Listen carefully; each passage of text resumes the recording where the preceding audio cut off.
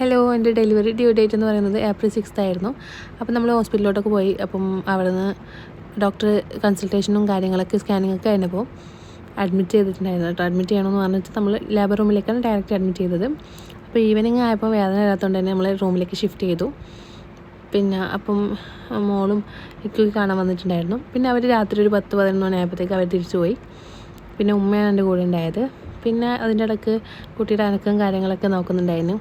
പിന്നെ ഒരു 12-1 മണിയായപ്പോഴത്തേക്ക് നല്ല പെയിൻ വന്നു തുടങ്ങി. 3:30 മണിയായപ്പോഴത്തേക്ക് സഹിക്കാൻ പറ്റാത്ത വേദന വന്നപ്പോൾ നമ്മൾ ലേബർ റൂമിലോട്ട് പോയി. അവിടുന്ന് 5:59 ആകുമ്പോഴത്തേക്ക് അൽഹംദുലില്ലാ പ്രസവം കഴിഞ്ഞു. പിന്നെ ഒരു 11 മണിയാകുമ്പോഴത്തേക്കാണ് വീണ്ടും റൂമിലേക്ക് ഷിഫ്റ്റ് ചെയ്തത്. ആ ടൈമിലാകുമ്പോഴത്തേക്ക് മോളും ഇക്കയൊക്കെ കാണാൻ വന്നിട്ടുണ്ടായിരുന്നു. പിന്നെ മോള് ഇനൂസ് കുഞ്ഞിനെ കണ്ടപ്പം നല്ല എക്സൈറ്റ്മെൻറ്റും കാര്യങ്ങളൊക്കെ ആയിരുന്നു കേട്ടോ. പിന്നെ ഇക്ക കുഞ്ഞിനൊക്കെ എടുത്തു, ബാങ്ക് വലിച്ചു. പിന്നെ പേരൊക്കെ വീട്ടിൽ വന്നിട്ടാണ് കേട്ടോ നമ്മൾ വിളിച്ചത്.